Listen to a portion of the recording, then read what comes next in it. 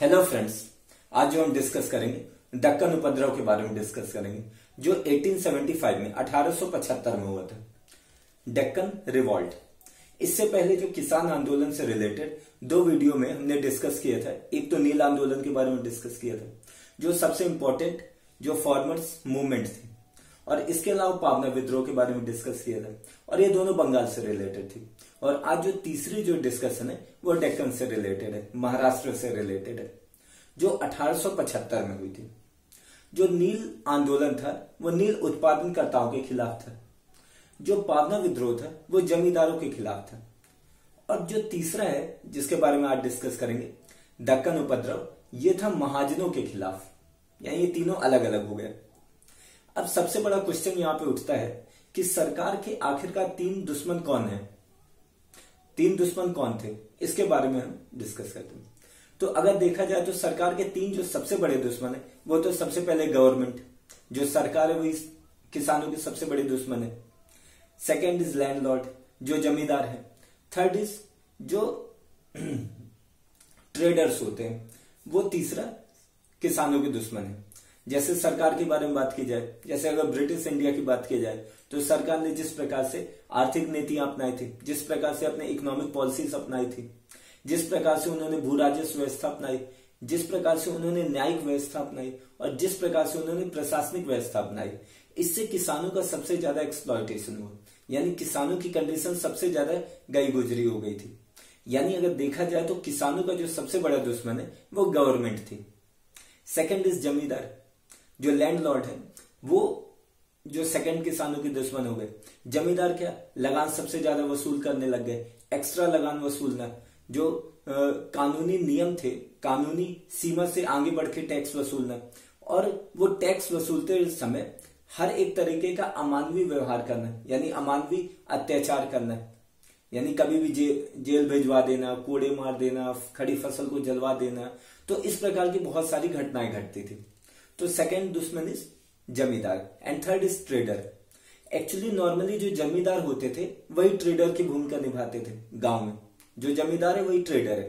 तो अब जैसे जमींदार जो है लगान वसूलता था, टैक्स वसूलता था, तो किसान जैसे बोल देता था कि भाई जब मेरी फसल कट गई है और अगर जैसे ये बिकेगी देन मैं अपना टैक्स चुका दूंगा। तो उसमें जो जमींदार होते थे वही कौन होते थे, ट्रेडर्स होते थे। तो वो ये कहते थे कि भाई ऐसा करिए कि ये जो आपकी फसल कट गई आप इसे मुझे ही बेच दीजिए, लेकिन इसके बदले में मैं आपको बाजार के रेट्स के अनुसार मैं आपको इसको पैसा दूंगा नहीं। लेकिन जो मजबूरन किसानों को उनको फसल बेचना पड़ता था, क्योंकि अगर फसल नहीं बेचेंगे देन टैक्स देना पड़ेगा और टैक्स रहता नहीं था उनके पास। तो अगर टैक्स नहीं देंगे देन उनकी जमीन से उन्हें हाथ धोना पड़ जाएगा, और अगर फसल बेच देते हैं तो उन्हें बहुत ज्यादा घाटा सहना पड़ेगा। बहुत ज्यादा कम रेट पे, जो मार्केट में जो रेट चल रहा है उससे बहुत कम रेट पर उन्हें अपनी फसल बेचना पड़ेगा। तो थर्ड इज ट्रेडर, यानी जो सरकार, जो किसानों के तीन दुश्मन थे, first is government, second is ये जमींदार एंड थर्ड इज ट्रेडर। और ये किसानों के ये जो दुश्मन है ये एंशियंट टाइम से चले आ रहे हैं। यानी एंशियंट में भी थे, मिडविल में भी थे, मॉडर्न एरा में भी थे, even post independence of India के बाद, यानी जब से देश आजाद हुआ यही तीन दुश्मन अभी भी एक तरीके से किसानों के हैं। क्योंकि अभी जो फार्मर्स बिल आए वो किसके खिलाफ आए, जो फार्मर्स बिल में जो फार्मर्स जो प्रोटेस्ट कर रहे हैं वो गवर्नमेंट के खिलाफ कर रहे हैं। यानी इट मीन्स फार्मर्स जो है गवर्नमेंट को अपना बड़ा दुश्मन मानते हैं। तो जो चीजें जो पहले से चली आ रही थी वो आज तक वो चीजें कंटिन्यू है। लेकिन अब हम यहाँ पे दक्कन उपद्रव के बारे में डिस्कस कर रहे हैं। तो दक्कन जो था, दक्कन उपद्रव 1875 में हुआ, 1875 में महाराष्ट्र के पूना और अहमदनगर जिलों में हुआ था। यानी पूना और अहमदनगर जिलों में कृषक अशांति यानी सबसे ज्यादा ये विद्रोह भड़का था। एक्चुअली दक्कन में जो थी रैयतवाड़ी व्यवस्था चली आ रही थी। यानी रैयतवाड़ी व्यवस्था में क्या होता था कि किसानों को सीधे जमीन का मालिकाना हक दे दिया जाता था। यानी किसानों को ही जमीन का मालिक माना जाता था। जैसे हमने जो डिस्कस किया नील विद्रोह एंड ये पावना विद्रोह, उसमें ये कहा जाता था कि जमींदार जो है वो मीडिएटर का रोल करते थे, कि जमींदार जो रहते थे किसानों से टैक्स वसूलते थे और अंग्रेजों को टैक्स दे देते थे। लेकिन यहां पर क्या हुआ था, यहां पर किसानों से अंग्रेज डायरेक्ट ही टैक्स वसूल रहे थे। यानी यहाँ पे जमींदार का कोई रोल नहीं था, यहां पर टैक्स वसूला जा रहा था किसानों से। आज जब टैक्स वसूला जा रहा था किसानों से, लेकिन उसका रेट बहुत ज्यादा था, तो इतने रेट पे किसान तो टैक्स अपने से चुका पाने की तो कंडीशन में थे नहीं। और जो दूसरे रैयत वाले इलाकों की तरह यहाँ के भी जो किसान थे वो महाजनों के चंगुल में फंसे थे, और महाजन उनका तरह तरह से शोषण करते थे, तरह तरह से उन्हें एक्सप्लॉइट करते थे। अगर यहाँ के महाजनों की बात की जाए तो ये भी बाहरी थे, यानी ये महाजन गुजराती और मारवाड़ी थे, यानी ये महाराष्ट्र में गुजराती और मारवाड़ी महाजन थे, और ये तरह तरह से किसानों को एक्सप्लॉइट करते थे। यानी अगर देखा जाए तो जो दक्कन उपद्रव का स्थायी कारण था वो ये था किसानों और महाजनों के बीच का तनाव। जो किसानों और महाजनों के बीच जो टेंशन का माहौल था, उसी के कारण ये दक्कन उपद्रव शुरू हुआ था, जो कि पूरे पूरे पूना और अहमदनगर जिला और पूरे अधिकांश महाराष्ट्र के जिलों में ये फैल गया था। अब हुआ क्या, 1860 में 1860 में यूएसए में, अमेरिका में शुरू हो गया था सिविल वॉर, यानी गृह युद्ध शुरू हो गया था। अब वहां पे क्या था, नॉर्थ और साउथ के स्टेट के बीच में गृह युद्ध था, सिविल वॉर था। जो नॉर्थ के स्टेट थे वो इंडस्ट्रियलाइज थे, वो औद्योगिकृत थे, और जो साउथ के स्टेट थे वो एग्रीकल्चरल थे, यानी वो अभी भी खेती पर वो बहुत ज्यादा डिपेंड थे। तो जो नॉर्थ के स्टेट थे वो बोल रहे थे गुलाम प्रथा को पूरी तरीके से समाप्त कर दी जाए, जो दास प्रथा थी, जो स्लेवरी प्रोसेस थी, स्लेवरी सिस्टम था, उसे पूरी तरीके से खत्म कर दिया जाए। लेकिन जो साउथ के स्टेट थे, साउथ के स्टेट का कहना था कि स्लेवरी सिस्टम, जो गुलाम प्रथा को कंटिन्यू किया जाए, बिकॉज ऑफ चूंकि वो एग्रीकल्चर पूरी उनकी इकोनॉमी है, तो ये इस चीज पे था कि उनके जो खेत हैं वहां पर गुलामों की तरह लोग काम करें और उसका प्रॉफिट उन्हें मिले। तो इसलिए वो गुलाम प्रथा को बिल्कुल कंटिन्यू रखना चाहते थे साउथ के स्टेट। लेकिन जो नॉर्थ के स्टेट थे, चूंकि वहां पर इंडस्ट्रियलाइजेशन हो चुका था, तो वहां पर खेती वाली उतनी ज्यादा चीज थी नहीं, और दूसरा चूंकि वहां पे जो था एक तरीके से वो बहुत ज्यादा डेवलप्ड थे जो नॉर्थ के स्टेट, और वहां पर एक नई विचारधारा भी थी।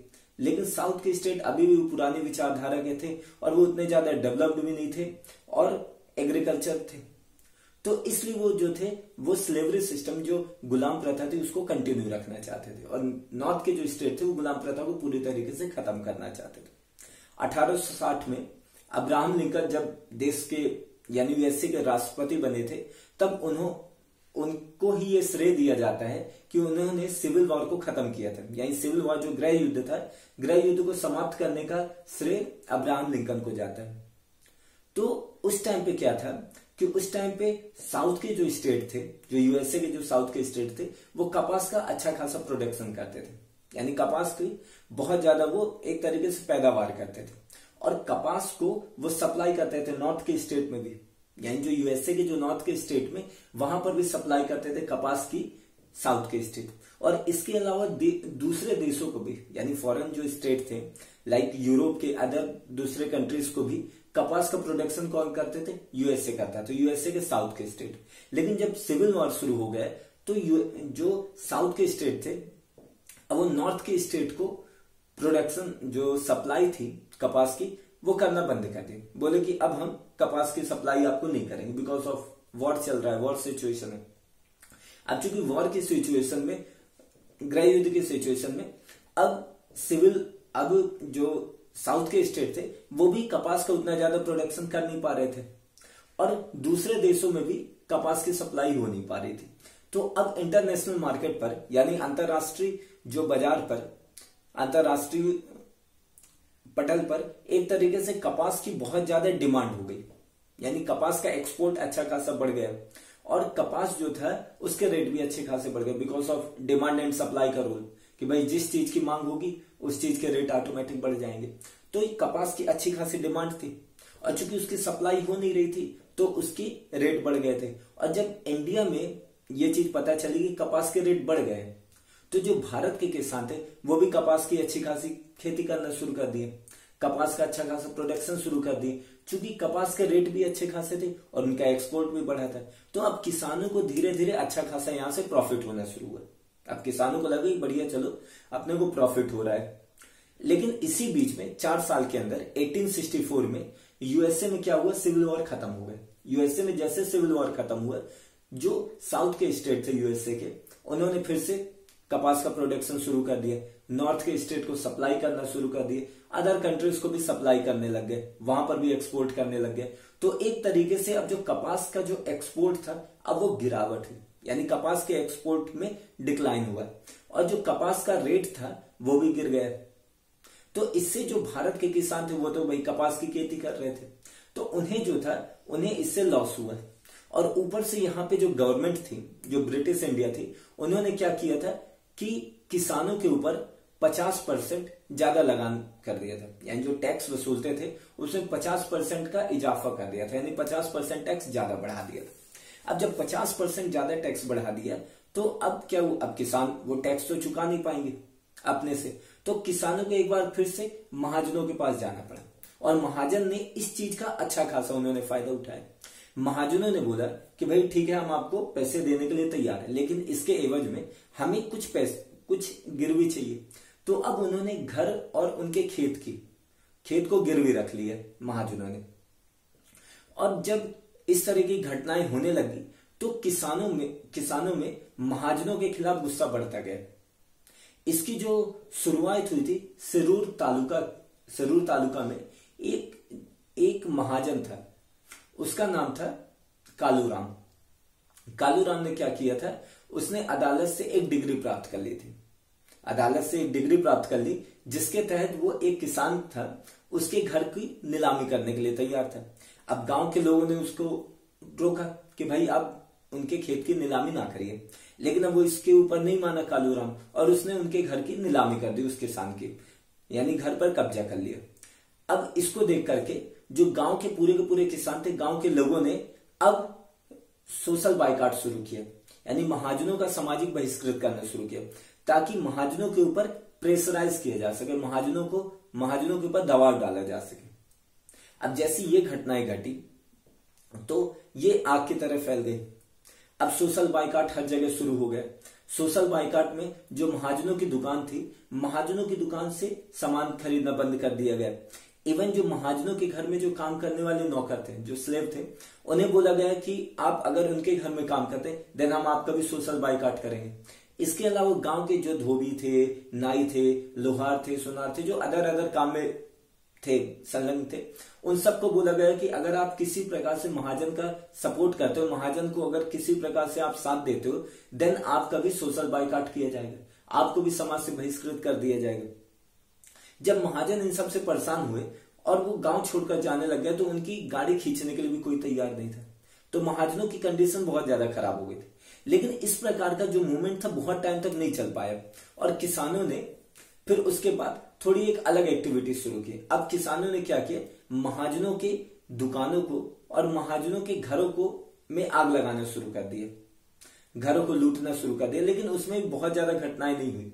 उसमें क्या करते थे, ये उनके घर पे जाते थे और वहां से जितने भी दस्तावेज होते थे, जो भी डिग्री होती थी, जो किसानों से जबरदस्ती करवा ली जाती थी अवैध तरीके से, उन सबको सार्वजनिक रूप से जला दिया जाता था।